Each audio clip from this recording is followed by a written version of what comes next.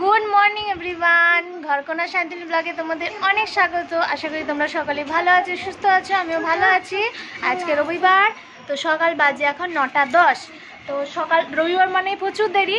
আর শুধুমাত্র এখনও পর্যন্ত ভাতটা কমপ্লিট করেছি নামিয়ে মামামকে খাওয়াবো বলে, আর একটু গাজর সিদ্ধ আর ডিম ভাজা দিয়ে মামামকে খাওয়াচ্ছি।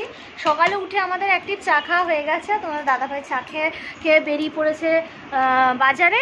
তো বাজার করতে করতে ওকে খাইয়ে দিই, খাইয়ে দাইয়ে তারপর এই করতে করতেই দেখব বাজার চলে এসছে। ভেবেছিলাম সকাল সকাল স্নানটা করে নেবো। তো যাই হোক, স্নান আর সকাল সকাল এদিকে স্নান কাজ করতে গেলে মামামকে খাওয়ানো হবে না। তা ভাবছি একবারে যেরকমভাবে প্রতিদিন করি সেভাবেই করবো। তো চলো আজকে ব্লগটা দেখতে থাকো, সঙ্গে থাকো। আর সকাল থেকে দেখছি খুব ভালো ওয়েদার, বলতে রোদ উঠেছে, কিন্তু এখন দেখছি আবার জায়গায় জায়গায় একটু একটু মেঘ। জানি না সারাদিনটা কি হবে।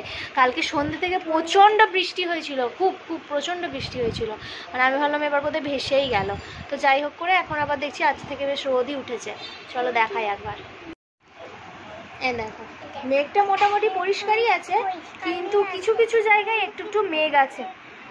রোদটা উঠছে হালকা হালকা। এবার জানি না আজকে সারাদিনটা কি হবে। তো চলো মাম্মামকে খাইয়ে নিই, তোমরা দেখতে থাকো, সঙ্গে থেকে।